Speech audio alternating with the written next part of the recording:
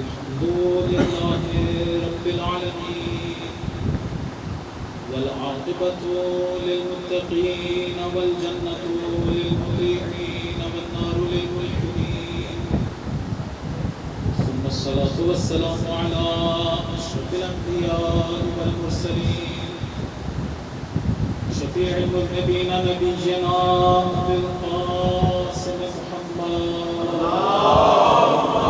صل على محمد وعلى آل بيته الطيبين الطاهرين الهداة المهديين لا سيما بقية الله في الأرضين روحي له الفداء وأرواح العالمين واللعنة الدائمة على أعدائهم أجمعين من حين عداوتهم إلى قيام يوم الدين. أما بعد فقد نقل عن المعصوم عليه الصلاة والسلام فقد قال لو وجدته لخدمته طول حياتي. صلوات پڑھ دیں محمد صلی علی محمد والعن اعداء. خدا بند متعال کا نہایت شکر گزار ہوں کہ اس نے ہم سب کو ایک مرتبہ پھر یہ توفیق عنایت کی کہ اس کا اور اس کے پاک بندوں کا ذکر بجا لا سکے. اپنے آپ کو دنیا کی مصروفیتوں سے نکال کر ایک مرتبہ پھر اپنا تعلق، اپنا رشتہ، اپنا ارتباط خدا اور اس کے پاک بندوں سے دوبارہ جوڑ سکیں. خدا کی بارگاہ میں دعا ہے کہ اس مرحلے میں ہم سب کو وہ خلوص عنایت فرمائے جو اس مجلس اور اس جیسی مجالس کی قبولیت کے لیے شرط ہے. ساتھ ہی خدا بند متعال کی بارگاہ میں دعا ہے کہ اسی ذکر کے صدقے میں ہم سب کے، ہمارے بہن بھائیوں کے، رشتہ داروں کے، دوستوں کے، آبا و اجداد کے، مرحومین کے، وہ جن کے حق میں ہم سے کوتاہیاں سرزد ہوئی ہیں یا جن سے کوئی کوتاہی سرزد ہوئی ہو، ہم سب کے گناہان کبیرہ و صغیرہ کو معاف فرمائے اور ہمارے آقا و مولا کی توجہ اور عنایات ہم سب کو عطا فرمائے. ایک درود پڑھیے محمد و آل محمد علیہ السلام.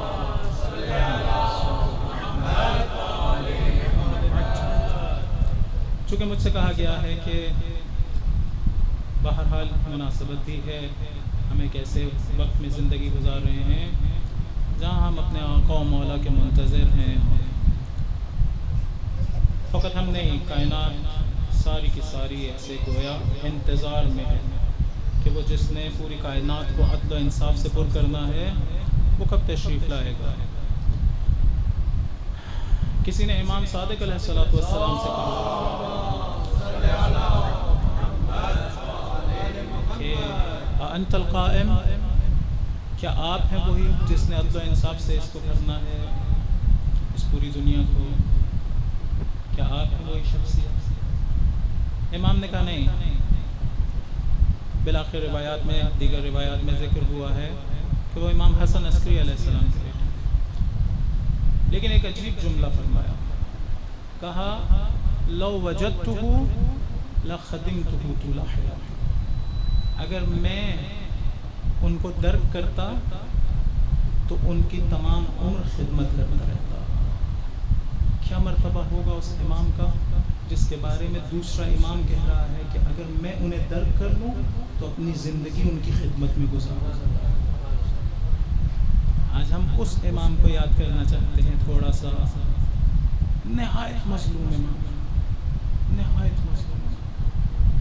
اور مظلومیت کے ان کے انتہا یہ ہے کہ بہت سے اوقات میں ہم سے ظلم سرزد ہوتا ہے ان کی ذات پر. بہت سے دنوں گزر جاتے ہیں ان کی یاد میں مبتلا نہیں ہوتے ہیں.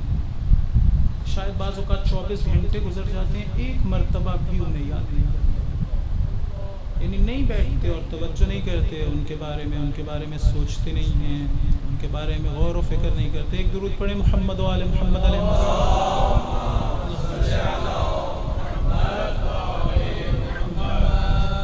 خدا کی حمد بجا لانی چاہیے، اس کا شکر ادا کرنا چاہیے کہ اس نے ہمیں اجازت دی کہ تھوڑی دیر کے لیے جمع ہو جائیں اور اس امام کے بارے میں غور و فکر کریں، اس کے بارے میں سوچیں جس کے بارے میں سوچنے کا وقت نہیں ہے لوگوں کے پاس. آیت اللہ مجتہدی تہرانی نے، آیت اللہ میلانی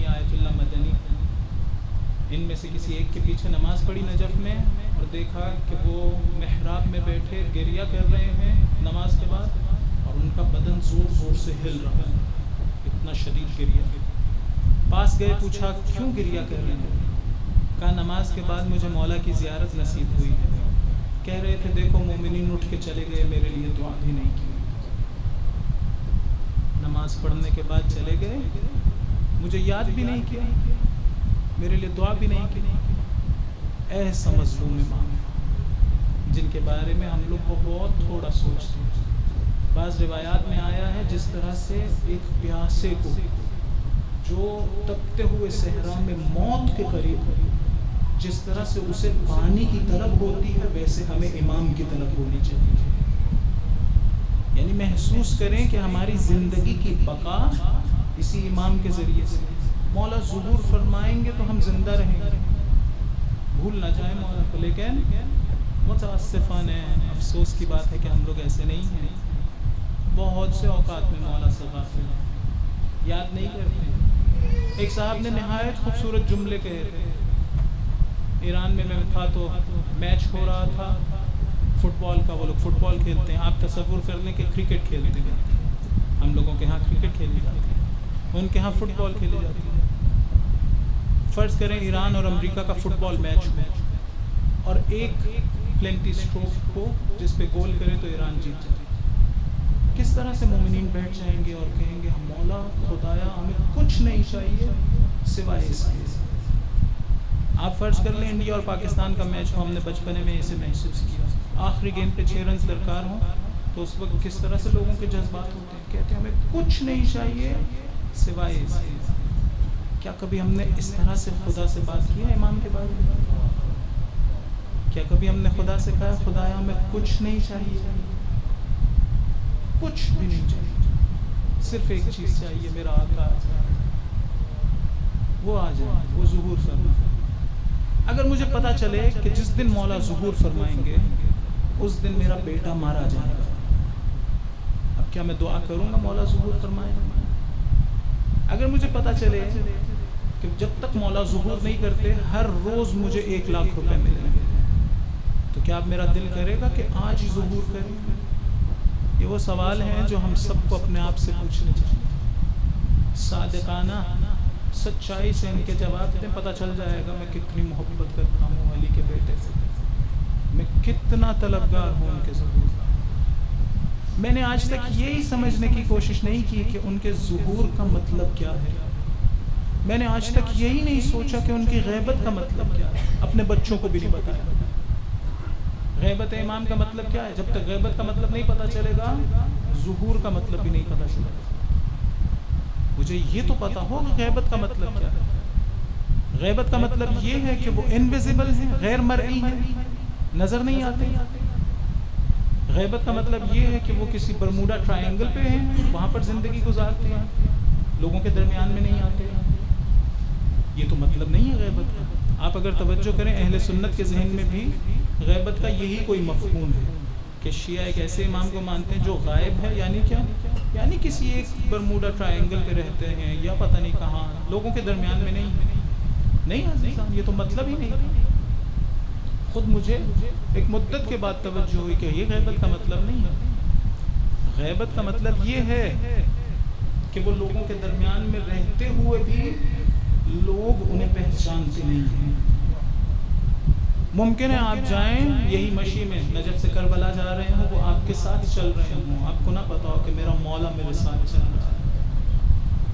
ممکن ہے آپ حرم جائیں، حرم میں بیٹھے ہوں، نماز پڑھ رہے ہوں، قرآن پڑھ رہے ہوں، آپ کو احساس ہی نہ ہو کہ میرے مولا پاس بیٹھے قرآن پڑھ رہے ہیں، توجہ ہی نہ کر سکے۔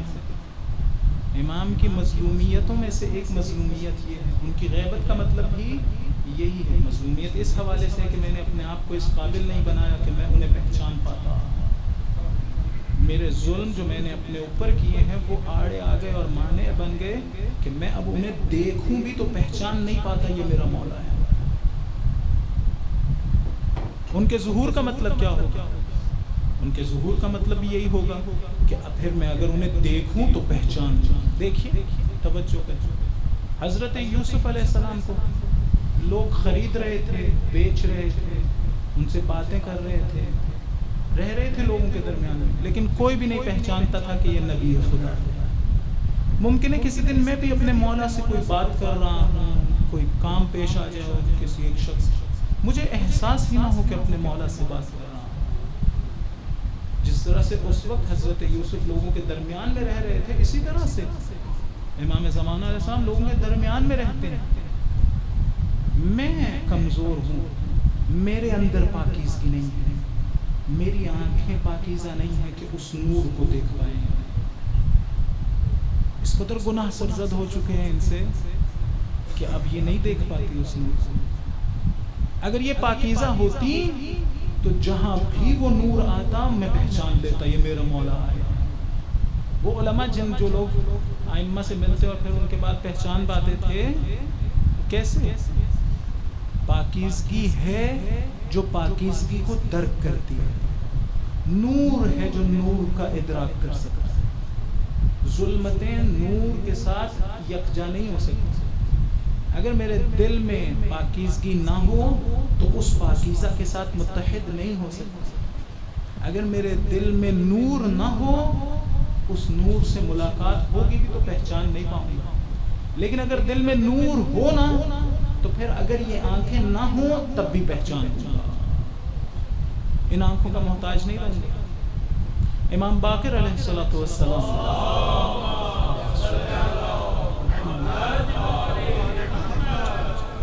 اپنے ایک صحابی کو کھڑا کیا مسجد کے دروازے پر، کہا میں اندر جا رہا ہوں، جو شخص بھی آئے اس سے ذرا پوچھنا کہ امام باقر علیہ السلام کو دیکھا ہے، کہاں ہے وہ؟ ایک کے بعد دوسرا لوگ آ رہے تھے، ایک کے بعد دوسرا شخص وارد ہو رہا تھا۔ یہ صحابی پوچھتے تھے تمہیں معلوم ہے امام کہاں ہے؟ وہ جواب دیتا تھا نہیں معلوم۔ اتنے میں ایک امام کا وہ صحابی آیا جو نابینا تھا۔ انہوں نے پوچھا تمہیں معلوم ہے کہ امام کہاں ہے؟ کہا ہاں امام مسجد کے اندر ہے۔ کیسے درک کیا؟ کہا وہ نور ہے، نور، اس کو کائنات میں کوئی چیز چھپا نہیں سکتی۔ ایسا نہیں ہو سکتا کہ وہ چھپ جائے کسی سے۔ جس کے بھی دل میں نور ہوگا چاہے آنکھیں نہ ہوں وہ اپنے مولا کو درک کر لے گا، پہچان لے گا۔ بس اس کا مطلب یہ ہے کہ ظہور یعنی یہ کہ میں مولا کو پہچاننے کے قابل ہو جاؤں۔ بس دو قسم کا ظہور ہوا۔ ایک وہ ظہور ہے جس میں پاکیزگی شرط نہیں ہے۔ امام علی علیہ السلام سب کے لیے ظاہر ہے۔ امام علی علیہ السلام سب کے لیے ظاہر ہے۔ یعنی کیا؟ یعنی ابن ملجم بھی انہیں دیکھنے پہ قادر تھا اور پہچانتا بھی تھا۔ سب جو بھی مولا کو دیکھتا تھا پہچانتا تھا۔ امام حسین علیہ السلام کو شمر پہچانتا تھا۔ جس وقت وہ ملعون مولا کے سینے پہ آ کے بیٹھا تھا، مولا کا خون بہت زیادہ بہہ چکا تھا، آنکھوں میں خون تھا۔ ایک مرتبہ ہلکی سی آنکھیں کھولی، نظر نہیں آ رہا تھا، پوچھا تم کون ہو جو میرے سینے پہ بیٹھے ہو؟ امام بھی چہرہ تو پہچانتے تھے لیکن آنکھوں میں خون تھا۔ پوچھا تم کون ہو جو میرے سینے پہ بیٹھے ہو؟ رسول خدا یہاں بہت بوسے دیا کرتے تھے، معمولی جگہ آ کے نہیں بیٹھے۔ کہا میں شمر ہوں، شمر۔ پوچھا تمہیں معلوم ہے میں کون ہوں؟ کہا میں جانتا ہوں تم حسین ہو، فاطمہ کے بیٹے ہو۔ اس کا مطلب یہ ہے کہ وہ ملعون بھی پہچانتا تھا کسے قتل کرتا۔ مولا کا ظہور دو طرح کا، ایک وہ جس میں سب مولا کو پہچانے، جو فاسق و فاجر لوگ ہوں گے وہ بھی پہچان جائیں گے۔ ہاں جب آ کے مولا اعلان کریں گے، اعلان بھی کیا اعلان ہوگا، الا یا اہل العالم انا ابن یا انا جدی الحسین قتل عطشان۔ اعلان بھی کریں گے تو حسین کے نام سے اعلان کریں گے۔ بعض علماء نے کہا اس کا مطلب یہ امام حسین علیہ السلام کو لوگ اس وقت، دنیا اس وقت جان چکی ہوگی کون ہے۔ یہ ذمہ داری کس کی ہے کہ پوری دنیا کو، لوگوں کو امام حسین علیہ السلام کی معرفت دلائیں؟ ہم لوگوں کی ہے۔ امام جس وقت ظہور فرمائیں گے تو کیا کہیں گے؟ میں اس کی اولاد میں سے ہوں جسے پیاسا ذبح کیا گیا تھا۔ اب اپنی معرفی، اپنا انٹروڈکشن اپنے جد امام حسین کے نام سے. یہ انٹروڈکشن تب صحیح ہے نا جب ساری دنیا امام حسین کو جانتی ہے. بس ان کی غیبت میں، ان کے ظہور سے پہلے یہ کس کی ذمہ داری ہے کہ پوری دنیا کو امام حسین کی معرفت ہو جائے اور انٹروڈکشن ہو جائے؟ یہ ہم لوگوں کی ذمہ داری ہے، ہم میں سے ہر ایک شخص کی ذمہ داری ہے. وہ کیا کریں گے؟ آ کے اعلان کریں. جب اعلان کر دیں گے تو پھر کیا ہوگا؟ پھر جو فاسق و فاجر لوگ ہوں گے وہ بھی پہچانتے ہوں گے، وہ بھی سمجھ جائیں گے کہ اچھا یہی بندہ جو ہمارے ساتھ رہ رہا تھا. فرض کریں جس جگہ وہ رہتے ہیں اسی محلے میں رہنے والے لوگ پہچان جائیں گے، ہاں یہی جو اس علاقے میں رہتا تھا اور جسے ہم نے مختلف اوقات میں دیکھا تھا، یہ امام حسین علیہ السلام کا بیٹا. لیکن کیا ہم سے اس طرح کا ظہور کو طلب کیا گیا ہے؟ آیت اللہ بہجت سے کسی نے پوچھا کہ یہ بتلائیے کہ کیا میں اپنے مولا امام زمانہ علیہ السلام کی زیارت کروں گا؟ انہوں نے ایک عجیب جملہ کہا. انہوں نے کہا زیارت یا دیکھا تو شمر میں بھی تھا اپنے زمانے کے امام کو. یہ مہم بات تو نہیں ہے کہ میں دیکھ سکوں گا یا نہیں دیکھ سکوں. زیادہ مہم بات یہ ہے کہ میں ایسی حالت میں دیکھوں کہ وہ مجھ سے راضی ہوں، میں ان سے راضی ہوں. ایسی حالت میں دیکھوں. بس ایک ظہور وہ ہے جب وہ اعلان کریں گے ساری دنیا دیکھیں گی، ساری دنیا کو پتہ چل جائے گا. حتیٰ وہ جو خدا پر ایمان نہیں رکھتے انہیں بھی پتہ چل جائے گا یہ شخص جس نے اعلان کیا ہے اس کا نام یہ ہے اور یہ ادعا یہ کر رہا ہے. سب کو پتہ چل جائے گا. علماء نے کہا اس کا انتظار نہ کریں، اس کا انتظار نہ کریں، دوسرے ظہور کے لیے کام کریں. دوسرا ظہور کون سا ہے؟ دوسرے ظہور کو کہتے ہیں ظہور شخصی. پہلے کو کہتے ہیں ظہور عمومی، جب سب کے لیے ظہور ہو جائے. دوسرا ظہور ہے وہ جو ہے ظہور شخصی، یعنی اگر پوری دنیا کے لیے وہ غیبت میں ہوں، میرے لیے غیبت میں نہ ہوں، میں انہیں دیکھوں تو پہچان جاؤں. اتنی پاکیزگی حاصل کروں، اپنے آپ کو گناہوں سے اس طرح سے روکوں، اس طرح سے پاکیزہ ہو جاؤں کہ پھر میں مولا کو دیکھوں تو پہچان جاؤں. اگر ایسا ہو گیا جہاں پر بھی دیکھوں پہچان لو. آیت اللہ بہجت آیت اللہ رضا بہاؤالدینی کے بارے میں کہتے ہیں کہ جب ان کے گھر کے پاس سے گزرتے تھے تو امام زمانہ علیہ السلام کی خوشبو محسوس کرتے تھے. اس کا مطلب یہ ہے کہ یہ جو خوشبو محسوس کرتا تھا یہ امام سے بھی واقف تھا، ان کی خوشبو سے بھی واقف تھا. معمولی آدمی نہیں تھا. اس کے لیے غیبت نہیں ہے، اس کے لیے امام غیبت میں نہیں ہے، اس کے لیے تو امام ظہور کر چکے. انہوں نے کہا آپ بھی یہی کام کریں، کچھ ایسا کریں. مولا نے خود کہا، ایک شخص تھا جو مولا کی ملاقات میں اس کے لیے کوشاں تھا اور ایک عمل انجام دے رہا تھا وہاں مسجد سہلہ میں غالب. جب عمل انجام دے چکا اور مولا کی زیارت نصیب ہوئی تو مولا نے کہا تمہیں اتنے عمل انجام دینے کی ضرورت نہیں ہے، تم اپنی اصلاح کرو، ہم خود تمہارے پاس آئیں گے. تمہیں تکلیف نہیں اٹھانی پڑے گی کہ کہیں جاؤ. مولا کو ایسا نہیں ہے کہ کسی جگہ سے خالی ہے، ایسا نہیں ہے. ہر لمحے ہر جگہ وہ حضور رکھتے ہیں. اتنی قوی اور بزرگ روح ہے کہ کوئی جگہ اس کے حضور سے، اس کے اشراف سے خالی نہیں. آیت اللہ بہجت نے کہا یہ جو میں بات کر رہا ہوں، اور جب بات کرتا ہوں خدا نہ کرے کہ گناہ میں مبتلا ہو کے کوئی بات کر رہا ہوں، فرض کریں کوئی شخص کسی کو گالی دے رہا ہے، اس کو بھی یہ تصور کر دینا چاہیے کہ جب بات کر رہا ہوں، خدا نخواستہ گھر میں اگر بد اخلاقی سے پیش آ رہا ہوں تب بھی توجہ کرنی چاہیے. جب بات کر رہا ہوں تو آقا بہجت نے کہا قبل اس کے کہ یہ میری بات کسی اور تک پہنچے یا میرے اپنے ہی کانوں تک پہنچے، اس سے پہلے امام زمانہ علیہ السلام کو خبر ہوتی ہے.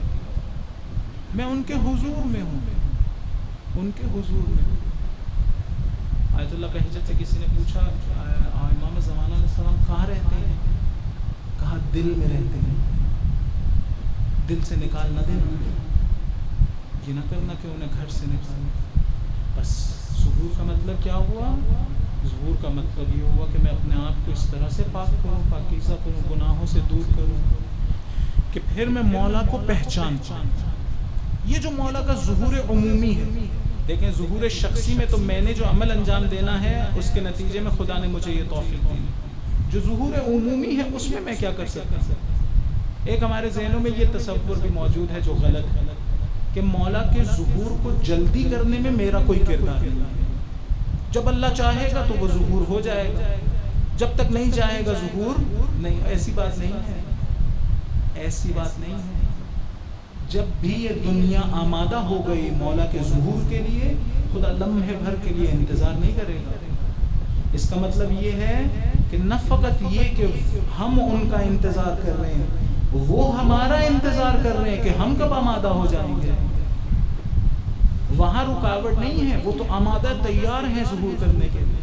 خدا بھی آمادہ تیار ہے کہ جب بھی لوگ آمادہ ہو جائیں خداوند متعال انہیں اذن اعلان دے دے اور کہے کہ جاؤ اعلان کر دو کہ تم ہی موعود مہدی موعود ہو. ایک درود پڑھیے محمد و آل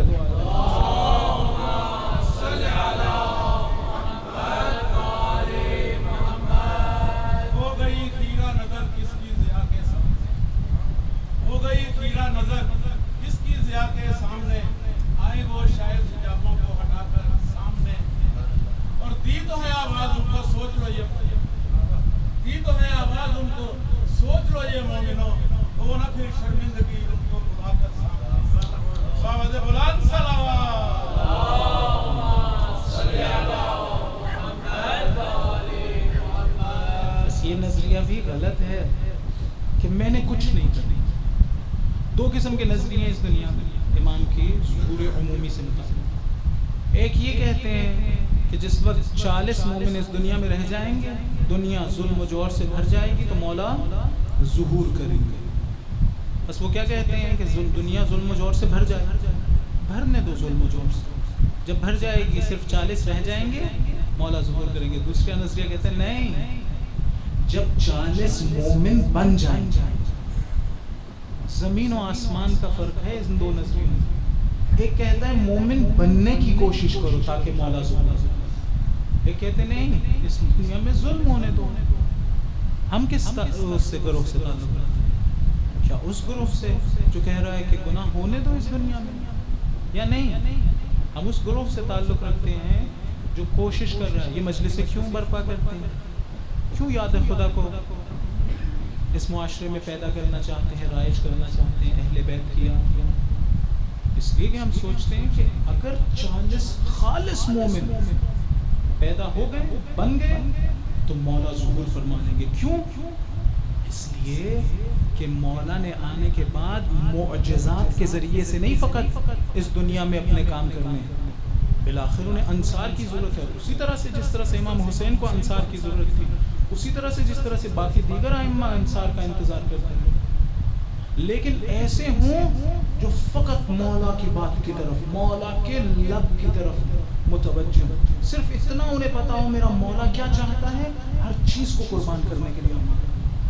ایک شخص آیا امام صادق علیہ السلام کے پاس، غالباً مولا کے پاس، امام ہی کے پاس آیا تھا خراسان سے. جب آیا تو آ کے بتا رہا تھا مولا آپ لوگ ظہور کیوں، آپ لوگ قیام کیوں نہیں کرتے؟ ہمارے تو علاقے میں بہت زیادہ مومنین ہیں جو آمادہ ہیں آپ کی نصرت کے لیے. اتنے مومن ہیں، سب آمادہ ہیں آپ کی نصرت کے لیے، آپ پھر بھی ظہور نہیں کرتے ہیں اور قیام نہیں کرتے ہیں. مولا نے کہا اچھا. اس سے بات ہو رہی تھی، تھوڑی دیر میں مولا نے اپنے غلام کو یا کسی کو حکم کیا کہ تنور کو گرم کر دیا جائے. جب تنور اچھی طرح سے گرم ہو گیا تو یہ شخص جو کہہ رہا تھا کہ سب آمادہ ہیں نصرت کے لیے، اسے کہا کہ اس تنور میں کود جاؤ. مولا امتحان لے رہے تھے، ساتھ ہی اس نے مولا سے اعتذار کرنا شروع کر دیا، عذر خواہی کرنا شروع کر دی. مولا مجھے معاف کر دیں، مولا یہ میرے لیے سخت ہے، یا جو بھی اس طرح کی باتیں. مولا نے کہا کوئی بات نہیں ہے. اتنی دیر میں ہارون مکی تشریف لائے. ہارون مکی کے بارے میں پڑھ رہا تھا کہ ایک جوتی انہوں نے ابھی اتاری تھی، ریت وغیرہ اس سے نکال رہے تھے، دوسری ابھی پاؤں میں تھی. مولا نے کہا کہ اس گرم تنور میں جب چھلانگ لگا دو. انہوں نے کسی اور چیز کا انتظار نہیں کیا، فوراً تنور میں کود پڑے فوراً.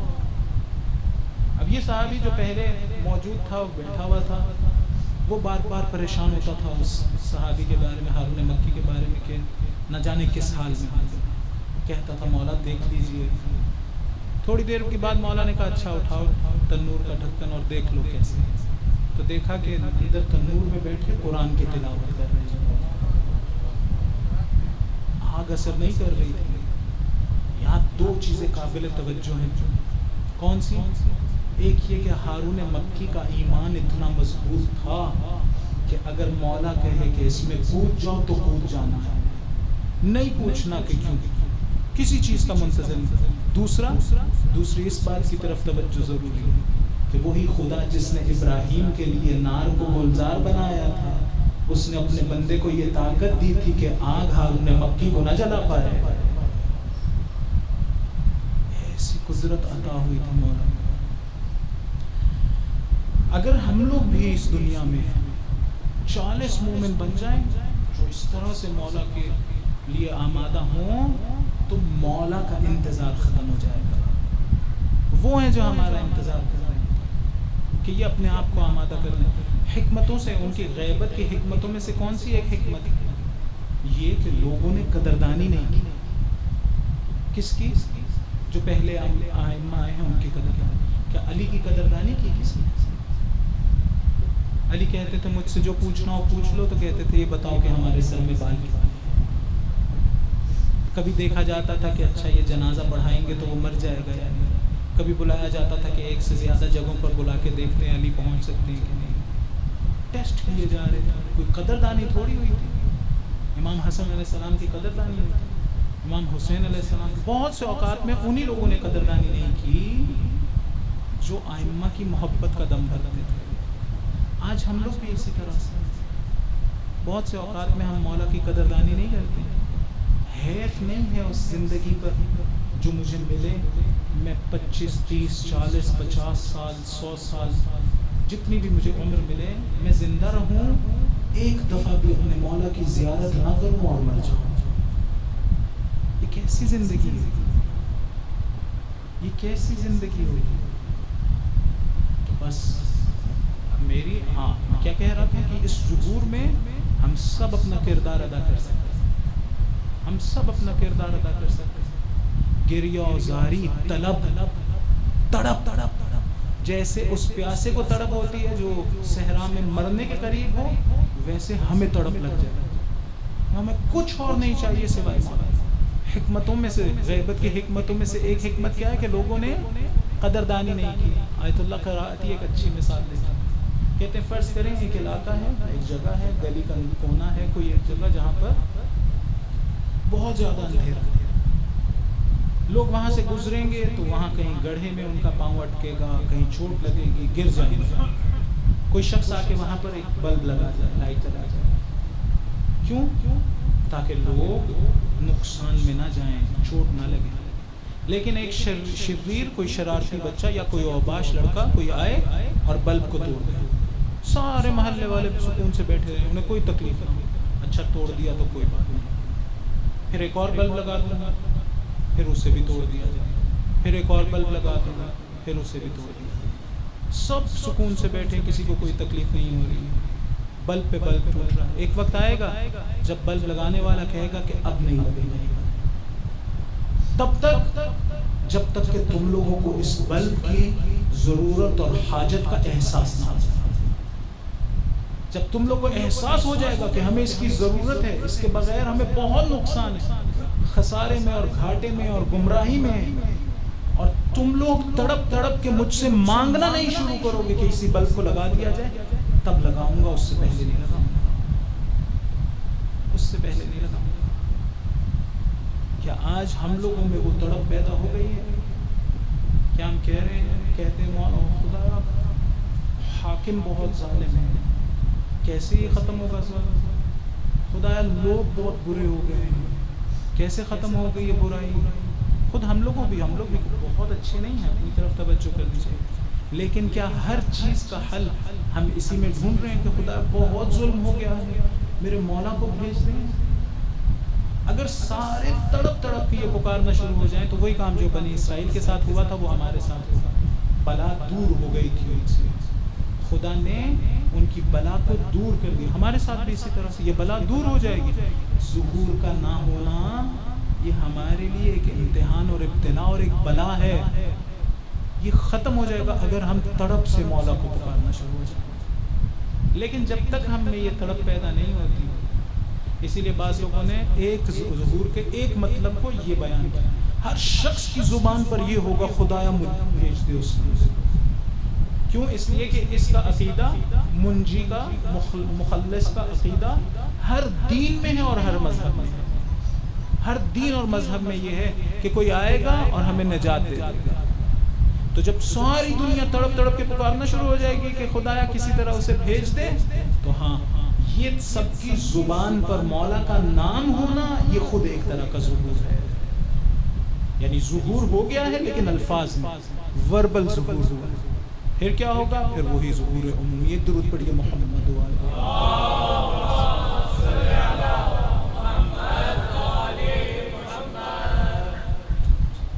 یہ ایک مطلب. ظہور کا مطلب سمجھ آ گیا، غیبت کا مطلب سمجھ آ گیا. اس ظہور میں میری کیا ذمہ داری ہے یہ بھی سمجھ آ گیا. میری ایک تنہا ذمہ داری ہے کہ میں اپنے مولا کے قریب ہونے کی کوشش کروں، گناہوں سے دور ہونے کی اور مولا کے قریب ہونے کی. یہ میری اگر پوری چیز کا خلاصہ بیان کرنا ہو تو یہ ایک جملہ. مولا کی صفات کی جلوہ گاہ بننے کی کوشش کروں، ویسا بننے کی کوشش کروں جیسا وہ چاہتے ہیں. اب توجہ کیجیے، ایک اور مسئلہ جو ہمارے معاشرے میں ہے، ہم لوگ جس کا شکار ہیں. سب سے پہلے تو یہ کہ ہمیں اپنی کمی کو محسوس کرنا چاہیے. ایک صاحب نے گھر بنایا، اپنا نیا گھر، تو انہوں نے اپنے ڈرائنگ روم میں ایک فریم لگایا. اس فریم میں کوئی تصویر نہیں تھی. تو جو مہمان ان کے پاس آئے انہوں نے پوچھا کہ یہ آپ نے فریم لگایا لیکن اس میں کوئی تصویر نہیں ہے. انہوں نے کہا میں چاہتا ہوں کہ یہ تصویر مجھے یاد کر، یہ فریم مجھے یاد کراتا رہے کہ میری زندگی مکمل نہیں ہے، انکمپلیٹ زندگی گزار رہا. گھر کمپلیٹ ہو گیا تھا نا، گھر بھی کمپلیٹ، گاڑی، بنگلہ، بچے، سب کچھ ہیں. تو اب کیا محسوس کروں کہ میری زندگی کمپلیٹ ہو گئی ہے. انہوں نے کہا نہیں، یہ فریم مجھے احساس دلاتا رہے گا کہ میری زندگی انکمپلیٹ، غیر مکمل ہے. ایک کمی ہے میری زندگی میں. وہ کمی کیا ہے؟ وہ یہ کہ میرے آقا و مولا کا ظہور نہیں ہوا میرے لیے. میرے آقا و مولا کا ظہور نہیں ہوا. یہ ہم سب کو احساس رہنا چاہیے ہر لمحہ. ہم اس سے غافل نہ رہیں. درود پڑھے محمد و آل محمد.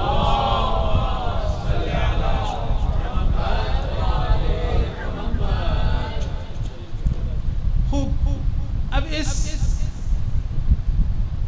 مرحلے میں کہ میں چاہتا ہوں مولا کا ظہور ہو جائے، میں نے سمجھ لیا کہ میری ذمہ داری ہے، میری ذمہ داری سے مولا کا ظہور یا قریب. علاوہ بر این کہ میری ذمہ داری ہے، یہ بھی ذہن میں رکھ لیجئے کہ میں جو کرتا ہوں وہ مولا کے سامنے پیش ہوتا ہے. مولا اسے دیکھ کے یا خوش ہوتے ہیں یا ناراحت ہوتے ہیں. جب وہ مجھے دیکھیں گے نا کہ میں ظہور کے لیے کام کر رہا ہوں، اپنی اصلاح کر رہا ہوں، خوش ہو جائیں. جب وہ دیکھیں گے کہ نہیں میں اپنی اصلاح نہیں کر رہا ہوں، گریا گریا.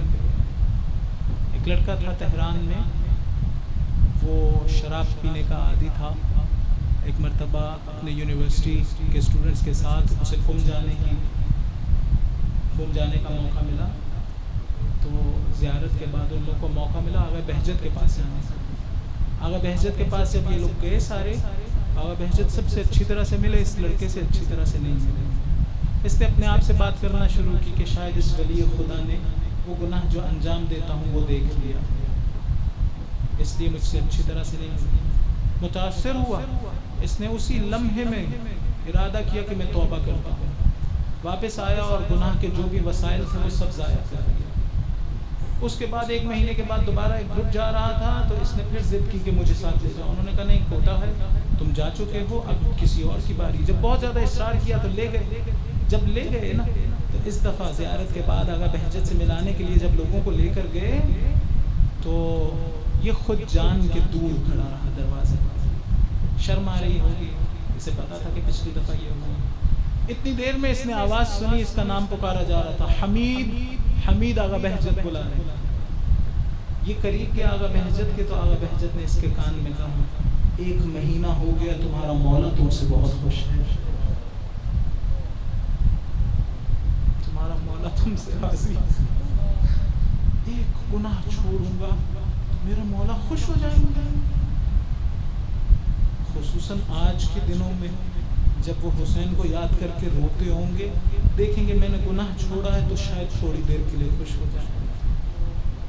ہماری ذمہ داری ہے اپنے مولا کو رلائیں نہیں. امام حسین کو لوگوں نے بہت رولا ہے. حضرت علی اکبر علیہ السلام کی لاش پہ مقتل کے جملے 7 مرتبہ چیخ چیخ کے گریہ کیا تھا. صاح 7 مرات یعنی آواز بلند ہو گئی تھی گریہ کی. آج کے جو امام حسین علیہ السلام ہیں ان کو میں رولا لوں؟ میری وجہ سے روئیں؟ نہیں. سب سے پہلی ذمہ داری یہ ہے کہ میں اپنی اصلاح شروع کروں. خدا آج سے حرام چیزیں نہیں دیکھوں. تو چاہتا ہے میں حرام فلمیں نہ دیکھوں؟ یہ آج کل جو ٹی وی پہ لگ رہا ہے اکثر حرام ہے. فضول گھٹیا سٹوریز جو اخلاق سے گری ہوئی ہیں، وہ ڈرامے اور پتہ نہیں کیا کچھ تو آپ لوگ بہتر جانتے ہیں جو موبائل کے ذریعے سے گناہ انجام پا رہے ہیں. سب سے دور ہونا پڑے گا اپنے آپ کو ان سب سے. یہ تصور غلط ہے کہ جس دن مولا ظہور کریں گے اس دن سب چھوڑ دوں گا، اس دن ٹھیک ہو جاؤں گا. ہم زندگی اس طرح سے نہیں گزارتے. ہم زندگی اس طرح سے نہیں گزارتے. ہماری زندگیاں ایک تسلسل کا نام ہے. ہماری آج کے دن کا تعلق پچھلے دنوں سے، پچھلے مہینوں اور ہفتوں سے. جو ہم نے پچھلے دنوں میں کیا تھا اس سے مناسب چیز ابھی انجام دے رہے ہیں. یہ تصور غلط ہے کہ جس دن مولا ظہور کریں گے میں اس دن ایک دم سے تبدیل ہو جاؤں گا. نہیں. علماء نے کہا وہ شخص جو ظہور کا منتظر ہے حقیقت میں اس کی زندگی میں ظہور اور غیبت میں کوئی فرق نہیں آنا چاہیے. کوئی فرق نہیں آنا چاہیے. ویسی زندگی جو آپ سوچتے ہیں ظہور کے بعد گزاریں گے وہ ابھی گزارنا شروع کر دیں. ایسا نہیں ہوگا کہ ظہور ہوگا تو پھر آپ ایک دم سے معجزے سے ایک دم سے آپ کی زندگی بدل جائے گی. ایسا نہیں ہوگا. وہی زندگی جو ظہور کے بعد گزارنا چاہتے ہیں وہ ابھی گزاریں. کیوں؟ ظہور کے بعد کیا ہوگا؟ کیا ہے ہمارے ذہن میں؟ کیا ہوگا؟ مولا مجھ سے کیا کہیں گے؟ فرض کر لیں ظہور ہو گیا اور میں مولا کی خدمت میں گیا تو مولا مجھ سے کیا کہیں گے؟ کہیں گے حرام نہ کھاؤ، نماز پڑھو، وقت پہ پڑھو، خدا کی بندگی کرو، روزے اگر رکھ رہے ہو بہت اچھی بات ہے، نماز شوق فلاں. ساری وہی باتیں جو ان کے آبا و اجداد کر کے گئے وہی کہیں گے نا. یا کوئی نئی بات کہیں گے؟ وہ باتیں جو ان کے آبا و اجداد کر کے گئے اور مجھ تک پہنچی ہیں مجھے وہی باتیں کہیں گے. اور حالات کے مطابق نئے اوامر بھی ہوں گے، آرڈرز ہوں گے. اگر میں نے غیبت میں ان آرڈرز کو ماننا نہیں سیکھا ظہور میں نہیں مانوں گا. میں نے پریکٹس ہی نہیں کی. اگر میں نے اطاعت امام کی پریکٹس غیبت میں نہ کی تو کیسے ظہور میں کروں گا؟ یہ تو نہیں ہوگا کہ ایک دم سے معجزے سے میں بدل جاؤں گا. نہیں. اطاعت امام کی پریکٹس غیبت میں کرنی پڑے گی تعین کہ میں ظہور میں اطاعت امام کر سکوں. بس اب سمجھ آئی کہ ہمارے پاس نظام مرجعیت کیوں ہے. یہ ہمارا بنایا ہوا تو نہیں ہے. یہ ہمارے آقا و مولا نے، امام حسن عسکری علیہ السلام نے، امام علی نقی علیہ السلام نے، امام زمانہ علیہ السلام نے. ایک درود پڑھیے محمد و علیہ.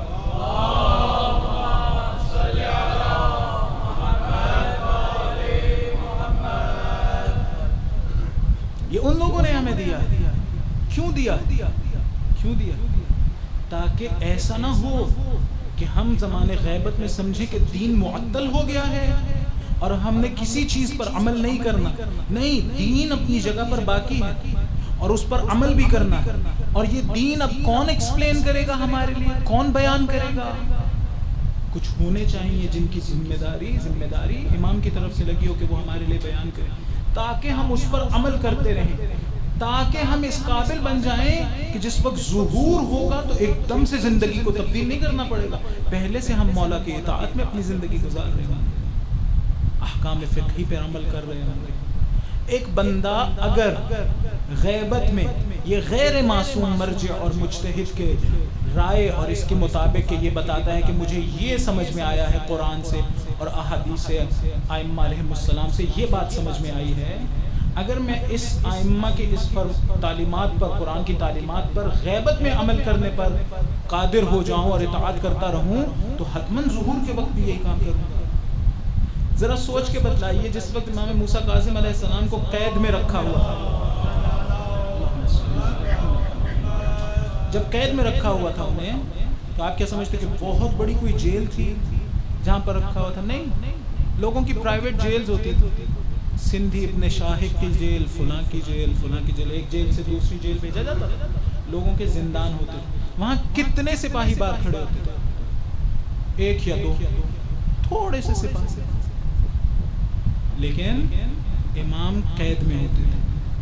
شیعہ یہ نہیں کر پائے اس زمانے میں، اتنے حالات شدید تھے کہ جیل توڑ دیں اور امام کو نکال لیں اور امام کی حفاظت کریں، ایسے حالات نہیں تھے ہمارے۔ لیکن آج ایک غیر معصوم مرجع اور مجتہد جس وقت کہتا ہے نا کہ بی بی کے حرم کو گرنے نہیں دینا ہے، اپنی جانیں دے دیں، سارے دوڑ پڑتے ہیں کہ ہاں ہم بی بی کے حرم تک، امام حسین کے حرم تک، سامرہ کاظمین کے حرموں کی ہم حفاظت کریں گے۔ کیوں؟ اس لیے کہ تربیت ہوئی ہے اس زمانے غیبت میں، تشیع کی علماء نے الحمدللہ ائمہ کی تعلیمات کی روشنی میں، قرآن کی روشنی میں تربیت کی۔ وہ بندہ جو ایک غیر مرجع کی بات پر عمل کرتے ہوئے حرم کا دفاع کرے، اہل بیت کے حرم کا دفاع کرے، تشیع کا دفاع کرے، جس وقت ظہور ہو جائے گا خود مولا ایک بات کہہ رہے ہوں گے، کس طرح سے اپنی قربانی دے گا؟ اس لیے کہ غیبت میں قربانی دینے کی عادت اس نے حاصل کر لی ہے، یہ صلاحیت حاصل کر لی ہے کہ دین پر نچھاور ہو جانا ہے۔ جب ظہور ہوگا تو پھر دریغ نہیں کرے گا، پھر یہ نہیں کہے گا کہ مولا آپ چلیے میں آتا ہوں ابھی جنگ میں شامل ہونے کے لیے۔ پریکٹس کرنی ہے ابھی، دین پر چلنا ہے ابھی۔ اور میں نے پھر عرض کروں گا کہ یہ دین مجھے کون سمجھا رہا ہے؟ وہی ہمارے مراجع اور مجتہدین۔ اگر میں نے آج انہی کی جڑیں کاٹنا شروع کر دی، افسوس ہوتا ہے مجھے دیکھ کے اپنے معاشرے میں مومنین آج سے چند سال پہلے تک آپس میں لڑتے نہیں تھے، کوئی لڑائیاں تو نہیں تھیں ہم میں، لیکن آج دیکھیے مراجع کو گالیاں دی جا رہی ہیں، دوسرے گروہ کو دوسرے لوگ گالیاں دے رہے ہیں، بدتمیزیاں کر رہے ہیں، تند رویہ اپنایا ہوا ہے۔ یہ درست نہیں ہے۔ فرض کریں ایک بندہ تقلید کا قائل ہے، دوسرا نہیں قائل، تو اس میں لڑنے کی کوئی بات نہیں، پھر لڑائی شروع کر دینی چاہیے آپس میں۔ ایک کہتا ہے اچھا میں تقلید کا قائل ہوں، دوسرا کہتا ہے میں قائل نہیں ہوں۔ ہونا تو یہ چاہیے کہ زیادہ سے زیادہ آپس میں تمیز سے بات کریں، ایک دوسرے کو سمجھانے کی کوشش کریں۔ کسی نے کہا ہے کہ لڑیں اور ایک دوسرے کو برا بھلا کہیں اور تشیع کو کمزور کریں، شیعوں کو کمزور کریں، مراجع کو گالیاں دیں۔ جن لوگوں نے خدمت کی ہے، جو ہمیں بتاتے ہیں کہ ہم نے زمانے غیبت میں کس طرح سے تیار ہونا ہے زمانے ظہور کے لیے، نہیں، یہ حق نہیں ہے۔ اگر ہم یہ کام کریں گے ہم سے حتماً سوال کیا جائے گا قبر میں، امام زمانہ سے پوچھیں گے، سوال کریں گے۔ ایسا نہ ہو کہ مولا کے رونے کا سبب ہم لوگ بنے۔ پھر سے کہوں، ایک شخص نے خواب میں دیکھا مولا کو گریہ کر رہے تھے، کہا مولا کس بات پہ گریہ کر رہے ہیں؟ کہا جو کچھ ہمارے آباء و اجداد پہ کربلا میں اور اس کے بعد ہوا، اس میں ایک بات پہ گریہ کر رہا ہوں۔ یہ جو دعائے ندبہ میں لکھا ہے نا کہ میں صبح و شام گریہ کروں اور آنسو، خون کے آنسو آپ پر بہاؤں، کہا یہ کس چیز کے بارے میں آپ نے کہا ہے کہ خون کے آنسو؟ کیا حضرت علی اکبر کے بارے میں کہا ہے؟ کہا نہیں، ایسی بات ہے کہ اگر علی اکبر ہوتے وہ بھی خون کے آنسو بہاتے۔ کہا اچھا پھر عباس کے بارے میں کہا ہے؟ کہا نہیں، عباس ہوتے وہ بھی خون کے آنسو بہاتے۔ کہا اچھا پھر اپنے جد حسین کی مظلومیت کے بارے میں کہا ہے؟ کہا نہیں، حسین ہوں تو وہ بھی خون کے آنسو بہائیں۔ کہا کس چیز پہ؟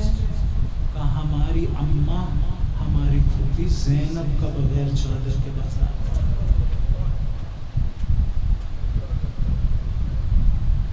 خون کے آنسو۔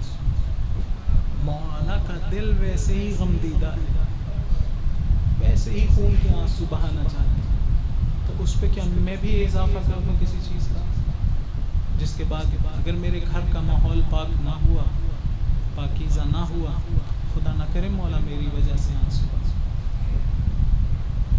آج شب شہادت امام زین العابدین علیہ السلام بھی ہوگی، کل شہادت ہے مولا کے دکھ بھی ان سے پوچھئے تو مولا یہی کہیں گے، الشام الشام الشام۔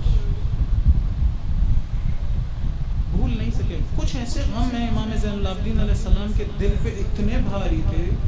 یہی غم جو ہے یہ باقی ائمہ کے بارے میں بھی ہے, امام زمانہ علیہ السلام کے بارے میں بھی بہت بھاری غم ہے.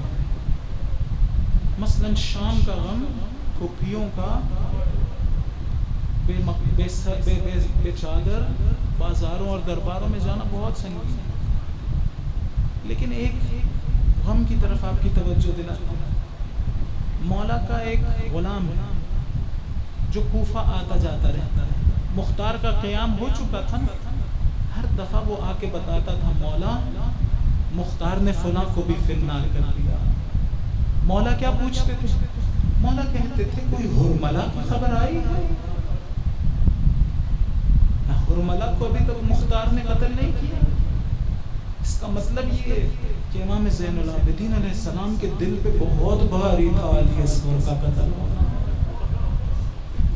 معمولی نہیں تھا. صرف ایک شہید پورے کربلا میں ایسا ہے جس کی شہادت پہ خدا نے حسین کو تسلیت کہی ہے. جب قبر بنا لی تھی نا امام حسین نے, خدا نے کہا دعہ فإن له مرضع. اس طرح کے جملے کہے کہ حسین چھوڑ دو علی اصغر کو, اس کو دودھ پلانے کے جنت میں اہتمام کیا گیا. تسلیت دے رہے تھے کہ حسین فکر نہ کرو. نہایت مشکل نہایت مشکل. میرا دل کہتا ہے چھوٹی سی جناب سکینہ کے دکھ سہنا بھی بہت مشکل ہے, بہت مشکل ہو چکا ہے. چھوٹی سی بچی تھی جو حسین کے سینے پہ سونے کی عادت. امام زین العابدین علیہ السلام کے لیے مشکل تھا اسے دیکھنا کہ اس کو تماچے مارے جائیں, اس کی بالیاں چھین لی جائیں. بہت گریہ کیا کرتے تھے. جب کبھی پانی دیکھتے تھے تو گریہ کرتے تھے. جب کسی قصاب کی دکان کے آگے سے گزرتے تھے تو کہتے تھے تو نے اس گوسفند کو ذبح کرنے سے پہلے کیا اسے پانی دیا تھا؟ وہ آگے سے کہتا تھا مولا ہم مسلمان ہیں, ہم جانوروں کو ذبح کرنے سے پہلے پانی دیتے ہیں. مولا کیا کہتے تھے؟ کہتے تھے میرا بابا پانی کے بغیر ذبح ہوا. تعارف اپنا کیسے کراتے تھے؟ دربار یزید میں کیا کہا تھا؟ تعارف کروا رہے تھے اپنے. مولا کے تعارفوں میں سے ایک تعارف یہ انا ابن من قتل عطشانا, میں وہ ہوں جو پیاسا مارا گیا. انا ابن من قتل صبرا, میں وہ ہوں جسے صبر کے ساتھ مارا گیا. معلوم ہے کیا مطلب ہے صبر کے ساتھ مارے جانے کا؟ دو مطلب بیان ہے. ایک مطلب یہ ہے کہ جب کوئی شخص کسی کو قتل کر رہا ہوتا ہے نا, قتل کرنے کی بھی جلدی ہوتی ہے, بھاگنے کی بھی جلدی ہوتی ہے. حسین وہ مظلوم ہے جسے قتل کرنے کی جلدی تھی لیکن ظالموں کو کسی کا خوف نہیں تھا, صبر سے تھے, سکون سے. دوسرا مطلب یہ ہے کہ زمانے جاہلیت میں ایک رسم تھی, لوگ ایک گھیرا بنا کے ہاتھوں میں تلوار اور نیزے اور خنجر لے کے کھڑے ہو جاتے تھے. درمیان میں ایک بھیڑ بکری کسی چیز کو چھوڑ دیتے تھے, وہ جس طرف بھاگتا تھا وہیں سے تلوار ماری جاتی تھی. امام زین العابدین کہہ رہے تھے میں وہ ہوں جسے اس طرح سے مارا گیا, یعنی جس طرف حسین جاتے تھے وہاں سے تلوار ماری جاتی, وہاں سے نیزہ مارا جاتا. امام یاد کیا کرتے تھے ان مسائل کو, گریہ کیا کرتے تھے. ایک مرتبہ خادم نے کہا منحال نے, مولا کب تک گریہ کریں گے, مولا کب تک گریہ کریں گے؟ مولا نے کہا انصاف نہیں کیا تم نے. یعقوب کا ایک یوسف اس کی آنکھوں سے اوجھل ہوا تھا, اتنا گریہ کیا تھا کہ بینائی چلی گئی. کربلا میں میرے گھر کے 18 جوان مارے گئے. اس نے پلٹ کے کہا مولا یہ قتل ہونا تو آپ کے لیے عادت ہے. کہا ایک مرتبہ پھر تو نے انصاف نہ کیا, ہمارے مردوں کا قتل ہونا ہمارے لیے شرف و کرامت و عادت ہے. بے سر بے چادروں کے پھوپھیوں بہنوں کے ساتھ بازار میں جانا, اسے کس طرح سے بھول پائیں گے؟ کیا منظر تھا ان بازاروں کا. کس کیفیت میں تھے. خود امام نے اپنا نوحہ پڑھا, کہا ہمیں شام کے بازار سے گزارا جا رہا ہے, لوگ ہمارا تماشا دیکھنے آئے ہیں, لوگوں کے ہاتھوں میں پتھر تھے, پتھر برسا رہے ہیں, آگ برسائی جا رہی تھی, میرے ہاتھ باندھے ہوئے تھے, میرے عمامے میں آگ لگی تھی, بجھانے پہ قدرت نہ رکھتا تھا. اس حالت میں ان بازاروں سے گزارا جا رہا جہاں نصرانیوں, عیسائیوں اور یہودیوں کو بلایا گیا تھا, آؤ دیکھو علی کی اولاد آئی ہے. اتنا رش تھا ان بازاروں میں, اس قدر رش تھا ان بازاروں میں کہ ایک مرتبہ جناب ام کلثوم نے یا جناب زینب نے, میں نے مقتل میں دیکھا جناب ام کلثوم کا ذکر تھا, اپنے بھائی کے قاتل سے کہا اے شمر اگر ہمیں لے کے جانا ہے دربار میں تو لے جا, لیکن کسی ایسے رستے سے لے جا جہاں رش نہ ہو. اس قدر شدید رش نہ ہو. اس قافلے کو دربار میں داخل کیا گیا, گھنٹوں کھڑے رہنے کے بعد دربار میں داخل ہوا. کیا منظر تھا, کرسیوں پہ شراب نوش بیٹھے ہوئے, شراب نوشی کی جا رہی ہے, رسول کی اولاد کا تماشا دیکھنے آئے تھے. ظالم کے ہاتھ میں چھڑی تھی, حسین کا سر تشت میں تھا, ہونٹوں پہ چھڑی ماری جاتی تھی. چھوٹی سی بیٹی امام حسین کی یزید سے مانگا جا رہا تھا, اے یزید مجھے یہ بچی کنیزی میں دے دو. کیا گزر رہی ہوگی جناب زینب پر, کیا گزرتی ہوگی جناب امام زین العابدین پر. ایک مرتبہ پوچھا جا رہا تھا یہ بیوی کون سی, وہ بیویاں کہ جب اپنی والدہ کی قبر پہ جاتی تھی تو چراغوں کو بجھایا جاتا تھا, علی آگے چلتے تھے, ایک جانب حسین ایک جانب حسن ہوتے تھے. آج پوچھا جا رہا تھا یہ بیوی کون سی ہے. جب یہ منظر دیکھ لیا گیا نا, ایک مرتبہ میری آقازادی نے خطبہ دینا شروع کیا.